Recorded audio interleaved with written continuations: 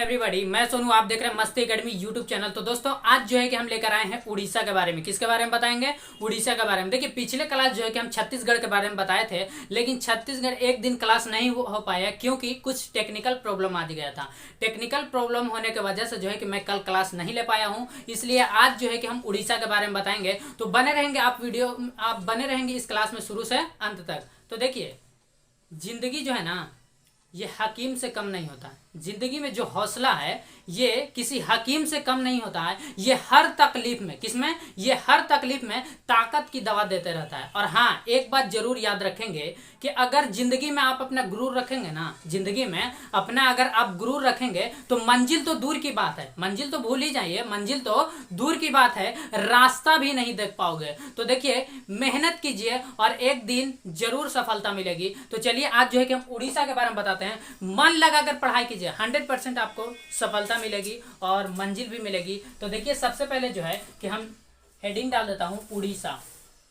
कौन सा स्टेट आज हम बताने जा रहे हैं? देखिए, पहले इसका नाम उड़ीसा, बहुत ही नाम चेंजिंग होता रहा है। इसके बाद जो है कि इसका नाम अभी के समय में ओडिशा है। क्या है? ओडिशा। तो मैं वही लिख देता हूं, ओडिशा। क्या है? ओडिशा। देखिए, सबसे पहले जो है हम आपको दिखा देते हैं भारत के नक्शा में कि ओडिशा कहां पर है। देखिए, मैं जब भी किसी भी स्टेट के बारे में बताता हूं तो हम क्या करते हैं कि भारत का एक नक्शा बनाते हैं और उसमें आपको मैं दिखाता हूं कि जो ओडिशा है, यानी कि मैं जिस स्टेट को बता रहा हूं वो स्टेट आखिर भारत में कहां पर है, तभी तो उसके बारे में आपको अच्छे से अंदाजे लगेगा। आप आंख बंद कर करके रख दो कि यहाँ पे ये स्टेट है। तो देखिए, मैं जो है कि सबसे पहले एक भारत का सिंपल सा नक्शा बना लेता हूं, आप लोग भी बनाते चलेंगे ताकि समझने में आसानी होगी।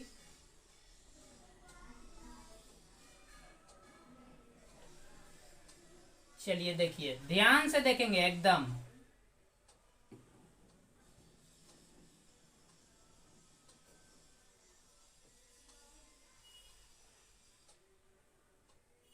मुझे उम्मीद है कि आप लोग भी बना रहे होंगे नक्शा।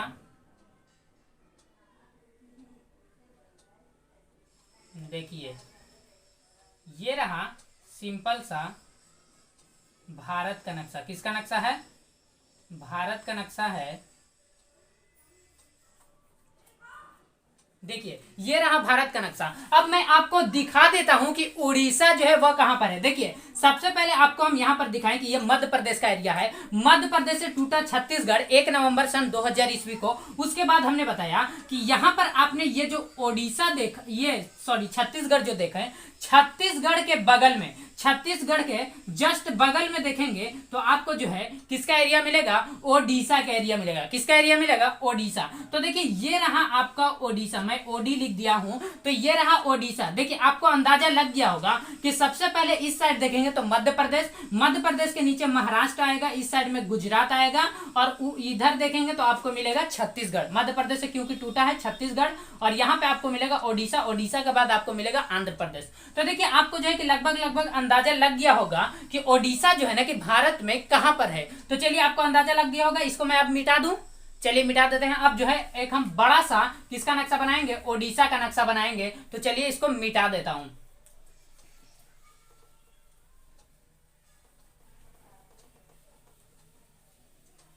चलिए, अब देखिए, हम ओडिशा का एक नक्शा बनाते हैं। सिंपल सा नक्शा होगा ओडिशा का। देखिए, इस टाइप से ही है।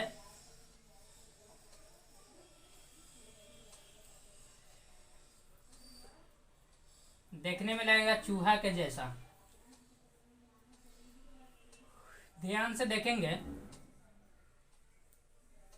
सिंपल सा ऐसा ही बना दिया हूं।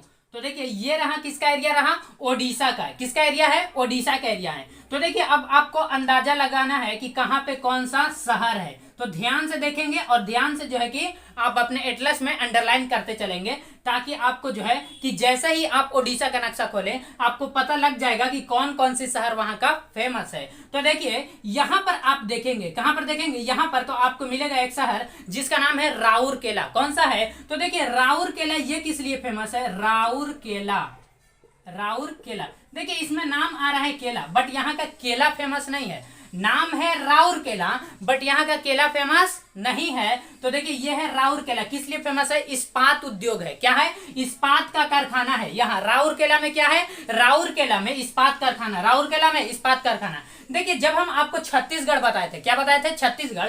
तो छत्तीसगढ़ में हम आपको बताए थे कि भिलाई, छत्तीसगढ़ का जो भिलाई है वो भी इस्पात का कारखाने के लिए, इस्पात उद्योग के लिए फेमस है। तो देखिए जब हम ये पूरा इंडियन मैप खत्म हो जाएगा, जब आपको अंदाजा लग जाएगा कि कौन कौन सा शहर किस लिए फेमस है, उसके बाद जो है कि हम केवल पूरा बताएंगे कि इस्पात यानी कि इस्पात उद्योग जो है कि पूरे भारत में किस किस स्टेट में है उसको दिखाएंगे, क्योंकि आपको अंदाजा लग जाएगा। आप देख चुके हैं कि ओडिशा में जो राउरकेला है यानी कि इस्पात उद्योग जो है वो कहां पर है। तो देखिए आपको अंदाजा लग गया ना कि ऊपर में इस साइड की ओर जो है कि राउरकेला है। तो इसी तरीके से आपको अंदाजा लग जाएगा। उसके बाद हम पूरे भारत के नक्शा में दिखाएंगे, फिर दिखाएंगे पीतल उद्योग, फिर सी पोर्ट यानी बंदरगाह के बारे में बताएंगे, सबका अलग अलग से बताएंगे। तो देखिए यहां पर आपने देख लिया कि राउरकेला जो है कि ये इस्पात उद्योग, राउरकेला इस्पात का कारखाना है। और यहां पर आप देखेंगे तो आपको मिलेगा सिमलीपाल। क्या मिलेगा? सिमलीपाल। तो देखिए सिमलीपाल क्या है? सिमलीपाल, सिमलीपाल। देखिए कि सिमलीपाल जो है ना ये किस लिए फेमस है? देखिए जब हम वन्य जीव अभ्यारण्य बता रहे थे, क्या बता रहे थे? जब हम अभ्यारण्य बता रहे थे तो आपको बताए थे कि सिमलीपाल उड़ीसा, हम ये बताए थे कि सिमलीपाल वन्य जीव अभ्यारण्य जो है वो किस स्टेट में है? ओडिशा में है। किस स्टेट में है? ओडिशा में। किस स्टेट में है? ओडिशा में। बट हम आपको ये नहीं दिखाए थे कि ओडिशा में कहां पर है, ओडिशा में कहां पर है। तो देखिए अब आपको अंदाजा खुद से लगाना है। अगर आप वन्य जीव अभ्यारण्य का क्लास देख चुके हैं तो आपको अच्छे से समझ में आएगा कि ये जो सिमलीपाल है वन्य जीव अभ्यारण्य है और ओडिशा में जो है ना ये कहां पर है, ओडिशा में कहां पर है। तो आपने देख लिया कि सिमलीपाल उड़ीसा। एक और हम वन्य जीव अभ्यारण्य बताए थे, वो आपको यहां पर देखने को मिलेगा जिसका नाम है भीतरकनिका। क्या है? भीतरकनिका, भीतरकनिका। तो देखिए ये रहा भीतरकनिका। तो भीतरकनिका जो है ना ये भी क्या है? वन्य जीव अभ्यारण्य है। भीतरकनिका ये भी वन्य जीव अभ्यारण्य है। तो देखिए आपको दो वन्य जीव अभ्यारण्य ओडिशा में याद रखना है। तो सिमलीपाल उड़ीसा, सिमलीपाल वन्य जीव अभ्यारण्य उड़ीसा, सिमलीपाल वन्य जीव अभ्यारण्य उड़ीसा। और जो है कि भीतरकनिका, भीतरकनिका वन्य जीव अभ्यारण्य, भीतरकनिका वन्य जीव अभ्यारण्य कहाँ है? उड़ीसा में है। भीतरकनिका वन्य जीव अभ्यारण्य उड़ीसा में है। अब देखिए अब आप यहां पर देखेंगे, देखिए आपको जो है कि पहले हम कुछ खास खास दिखा दिए हैं, अब आपको दिखाते हैं कि आप समुद्र के किनारे किनारे चलेंगे। देखिए इस साइड ओडिशा है और इस साइड देखेंगे ना तो आपको समुद्र मिलेगा। क्या मिलेगा? इस साइड की ओर आपको समुद्र मिलेगा। तो आप समुद्र के किनारे किनारे चलेंगे, ना कि समुद्र के बीचों बीच ना चलेंगे तो बह जाएंगे। तो यहां पर देखिए, यहां पर आप देखेंगे तो आपको मिलेगा एक शहर जिसका नाम है चांदीपुर। क्या है? चांदीपुर। कौन सा शहर है? चांदीपुर। कौन सा शहर है? चांदीपुर। कौन सा शहर है? चांदीपुर। रिपीट कीजिएगा। तो सबसे पहले आप बताएं कि राउरकेला जो है ये किस लिए फेमस है? तो राउरकेला इस्पात उद्योग, राउरकेला इस्पात उद्योग है। सिमलीपाल जो है कि वन्य जीव अभ्यारण्य, वन्य जीव अभ्यारण्य सिमलीपाल, सिमलीपाल उड़ीसा है। भीतरकनिका हम प्लस बताए थे कि भीतरकनिका प्लस गहीरमाथा, भीतरकनिका प्लस गहीरमाथा ये कहाँ है? ओडिशा में है। कहाँ है? ओडिशा में। कहाँ है? ओडिशा में। अब देखिए जब हम ये बताए थे इंटरनेशनल एयरपोर्ट बताए थे, तब हम आपको बताए थे कि इंटरनेशनल एयरपोर्ट ओडिशा में कौन सा इंटरनेशनल एयरपोर्ट है। जो एयरपोर्ट का क्लास कर चुके हैं वो बताएंगे फटाफट से कि ओडिशा में जो है कि कौन सा इंटरनेशनल एयरपोर्ट है, यानी कि कौन सा अंतरराष्ट्रीय हवाई अड्डा है। तो ध्यान से सुनेंगे कि बीजू पटनायक, हम बताए थे कि बीजू पटनायक अंतरराष्ट्रीय हवाई अड्डा, बीजू पटनायक अंतरराष्ट्रीय हवाई अड्डा उड़ीसा। कल हम 36 परसों का क्लास हुआ था जिसमें हम बताए थे छत्तीसगढ़ के बारे में। तो छत्तीसगढ़ में हम बताए थे कि वहां कौन सा है? स्वामी विवेकानंद अंतरराष्ट्रीय हवाई अड्डा कहां था? छत्तीसगढ़ में था। जबकि ओडिशा में है, ओडिशा में कौन सा है? कि बीजू पटनायक अंतरराष्ट्रीय हवाई अड्डा ओडिशा, बीजू पटनायक अंतरराष्ट्रीय हवाई अड्डा ओडिशा। अब देखिए जब हम जनजाति बताए थे, क्या बताए थे? यानी कि कास्ट के बारे में बताए थे, scheduled caste and scheduled tribes. तो देखिए जब हम जनजाति यानी कि एससी जनजाति और एसटी जनजाति, scheduled caste and scheduled tribes, तो आपको बताए थे कि की जनजाति में कि ओडिशा में कौन सी जनजाति है, तो ओडिशा में आपको याद रखना है खोड जनजाति। कौन सी जनजाति? खोड जनजाति। खोड जनजाति। कौन सी जनजाति?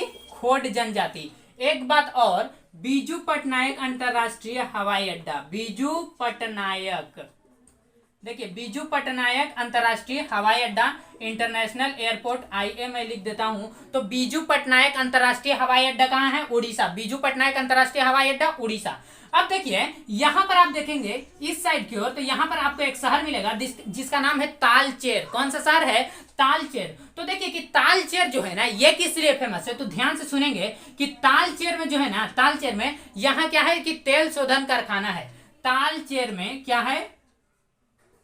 तालचेर, देखिए तालचेर में है कि तेल शोधन कारखाना। तालचेर में तेल शोधन कारखाना, तालचेर में तेल शोधन कारखाना है। और यहाँ जो है ना कि D2O भारी जल, D2O भारी जल, देखिए D2O मैं लिख देता हूँ, D2O जिसका शॉर्ट फॉर्म है, यानी कि इसका फॉर्मूला होता है, भारी जल का फॉर्मूला D2O होता है, जिसको अगर हम बोलेंगे इसका IUPAC नेम बोलेंगे तो ड्यूटेरियम ऑक्साइड। क्या होगा? ड्यूटेरियम ऑक्साइड होगा, ड्यूटेरियम ऑक्साइड होगा। तो यहाँ आपने देखा कि तालचेर में आपको याद रखना है कि यहाँ तेल शोधन कारखाना है। क्या है? तेल शोधन कारखाना है। और दूसरी बात की भारी जल, दूसरी बात भारी जल। अब आप देखेंगे ध्यान से तो यहाँ पर आपको मिलेगा काला हांडी। यहाँ पर सबसे नीचे में देखिए आपको जो है ना कि एटलस में काला हांडी नहीं दिख रहा होगा, तो आप क्या करेंगे कि एटलस में ऊपर में एक पॉइंट दे करके, किसके ऊपर पॉइंट देंगे? यहाँ पर आप देखेंगे, यहाँ पर आप देखेंगे तो यहाँ पर आपको कुछ लिखा हुआ नहीं मिलेगा, तो आपको ध्यान से देखना है। ऊपर में देखेंगे इंद्रावती नदी, तो इंद्रावती नदी के नीचे देखेंगे ना, देखिए जब हम छत्तीसगढ़ बताए थे तो उसमें बताए थे, उसमें भी इंद्रावती नदी बताए थे, तो इसमें भी आप ओडिशा में इंद्रावती नदी को देखेंगे और उसके नीचे जो है कि आपको एक डॉट लगा करके और लिखना है काला हांडी। क्या लिखना है? काला हांडी। तो देखिए कि काला हांडी ये किस लिए फेमस है?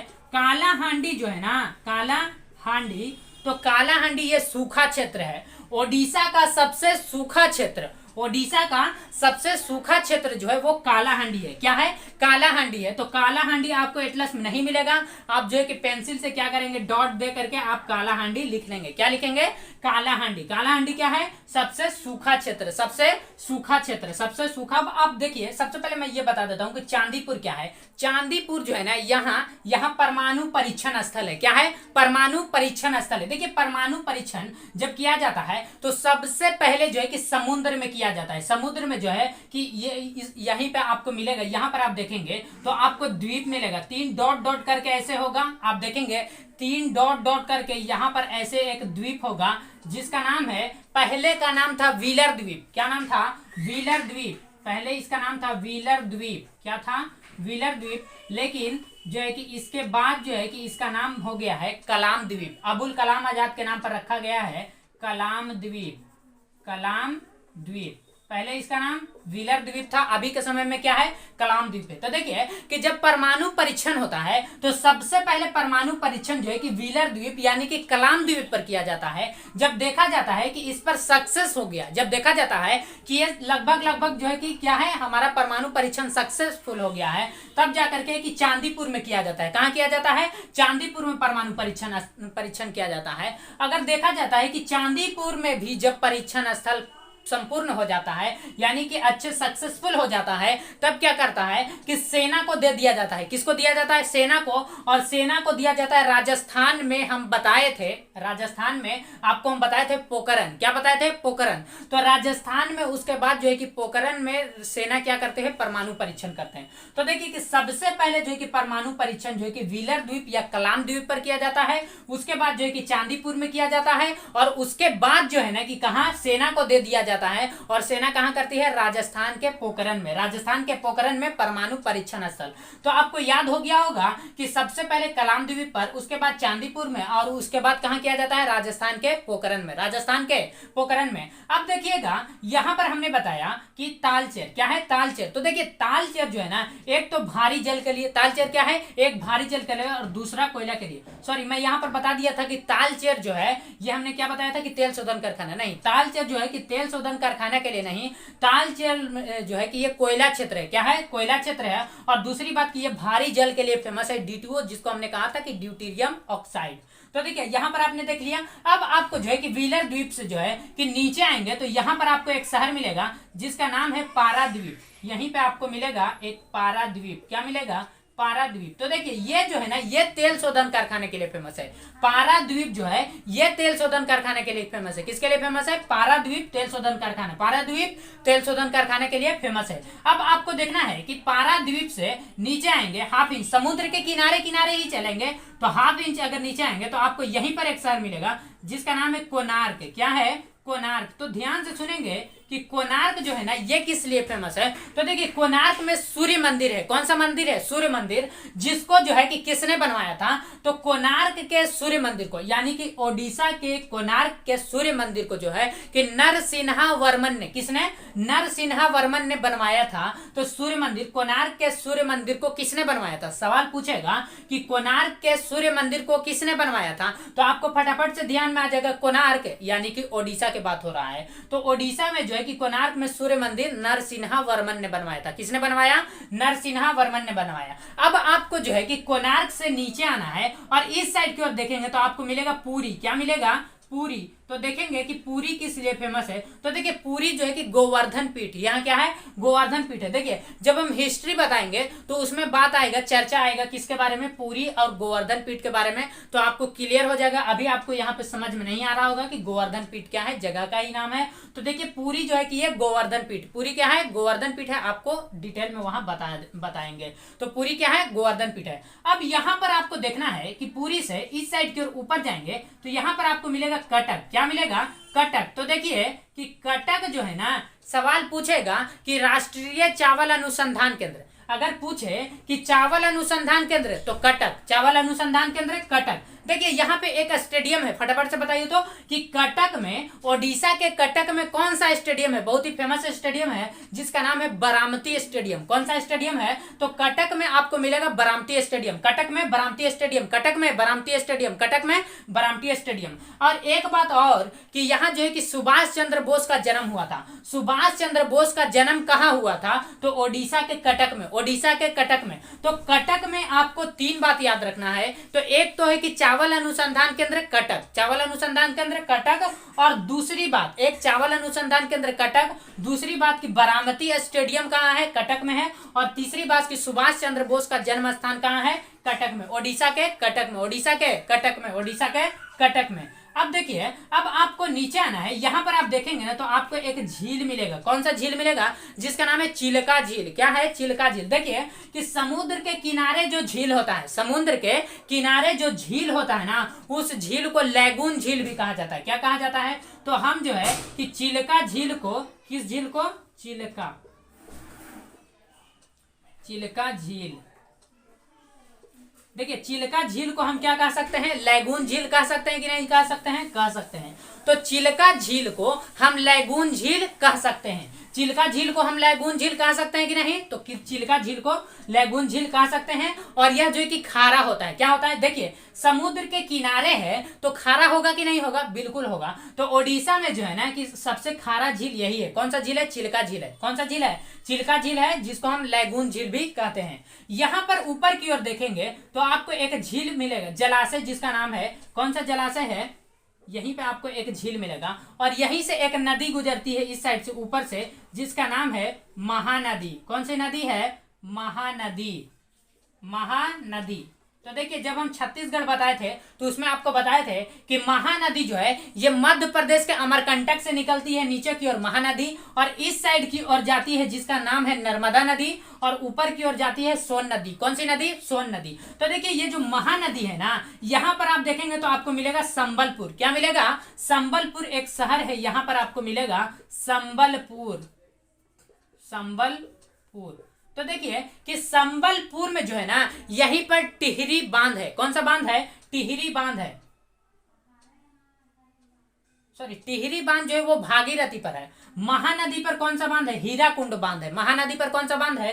हीराकुंड। टिहरी बांध जो है कि भागीरथी नदी पर जो बांध है वो टिहरी बांध है, जो कि भारत का सबसे ऊंचा बांध है, 255 मीटर, भारत का सबसे ऊंचा अर्थ फिलर बांध है। जबकि हम बता रहे हैं यहाँ पर कौन सा बांध है? हीराकुंड बांध। कौन सा बांध है? हीराकुंड बांध है। हीराकुंड बांध कौन सा है? हीराकुंड बांध। और यहाँ पर जो जलाशय है ना वो हीराकुंड जलाशय है। कौन सा जलाशय है? हीराकुंड जलाशय। हीराकुंड क्या है? जलाशय है। हीराकुंड जलाशय, जो कि ये कितना है? 55 मीटर लंबी है। कितना है? 55 मीटर लंबा है। कौन सा? 55 किलोमीटर लंबा। 55 किलोमीटर लंबा है। कौन सा है? जलाशय है, जो कि किसके अपोजिट में है? इसके अगर अपोजिट में देखेंगे यानी हीराकुंड बांध जो है ना ये सबसे लंबा है। हीराकुंड बांध क्या है? सबसे लंबा है, जिसकी लंबाई जो है कि 4.8 किलोमीटर। कितना है? हीराकुंड बांध जो है यह सबसे लंबा बांध है और इसकी जो लंबाई है वो 4.8 किलोमीटर। कितना है? और इसके अगर आप अपोजिट साइड में देखेंगे यानी बिहाइंड, इसके पीछे देखेंगे तो आपको एक जलाशय मिलेगा जिसका नाम है हीराकुंड जलाशय। कौन सा जलाशय है? हीराकुंड जलाशय। तो ये जो है ना कि 55 मीटर क्या है? 55 किलोमीटर लंबा है। क्या है? 55 किलोमीटर लंबा है। तो देखिए आपने ये देखा महानदी। कौन सी नदी है? महानदी। महानदी पर कौन सा बांध है? हीराकुंड बांध है। कौन सा बांध है? हीराकुंड बांध है, जो कि सबसे लंबा बांध है। कौन सा बांध है? सबसे लंबा बांध है, जो कि 4.8 किलोमीटर 4.8 किलोमीटर है। अब देखिए, अब आपको अंदाजा लग गया होगा कुछ कुछ जगहों को। तो आपने देखा कि सबसे पहले आप रिपीट कीजिए कि राउरकेला क्या है? इस्पात। राउरकेला क्या है? इस्पात उद्योग है। राउरकेला इस्पात उद्योग है। अब देखिए यहां पर मैं दिखाता हूं कि आप कालाहांडी देख रहे हैं, तो कालाहांडी से आपको जो है ना कि 1 इंच जो है कि ऊपर की ओर जाकर के और पूरब की ओर जाएंगे तो यहां पर आपको एक शहर मिलेगा जिसका नाम है कोरापुट। क्या है? कोरापुट। तो देखिए कि कोरापुट जो है ना ओडिशा का कोरापुट, ये किस लिए फेमस है? देखिए जब हम ये बताए थे, क्या बताए थे? छत्तीसगढ़ बताए थे। तो आपको बताए थे हम छत्तीसगढ़ में कौन सा था? देखिए यूपी में रेणुकूट, यूपी का रेणुकूट, और जो है कि छत्तीसगढ़ का कोरबा, यूपी का रेणुकूट, छत्तीसगढ़ का कोरबा, और जो है कि ओडिशा का कोरापुट, ओडिशा का कोरापुट। ये सब जो है ना ये सब क्या है? ये सब क्या किस लिए? पीतल उद्योग, सॉरी ये सब एल्यूमिनियम उद्योग के लिए फेमस है। किसके लिए फेमस है? एल्यूमिनियम उद्योग के लिए। किसके लिए फेमस है? एल्यूमिनियम उद्योग के लिए। तो देखिए मैंने बताया भी, बोला भी था कि जब इंडियन मैप जैसे कि मैं आपको दिखा दूंगा जगहों को, उसके बाद हम दिखाएंगे कि पीतल उद्योग पूरे भारत में जो है कि किस किस शहर में और कहां पर है वो दिखाऊंगा। उसके बाद जो है कि हम ये एल्यूमिनियम उद्योग दिखाएंगे, बहुत से चीजों को, सी पोर्ट दिखाएंगे कि कहां कहां पर सी पोर्ट है। तो देखिए आपने देखा कि कोरापुट, कौन सा शहर है? कोरापुट। तो कोरापुट जो है ना कि एल्यूमिनियम उद्योग है।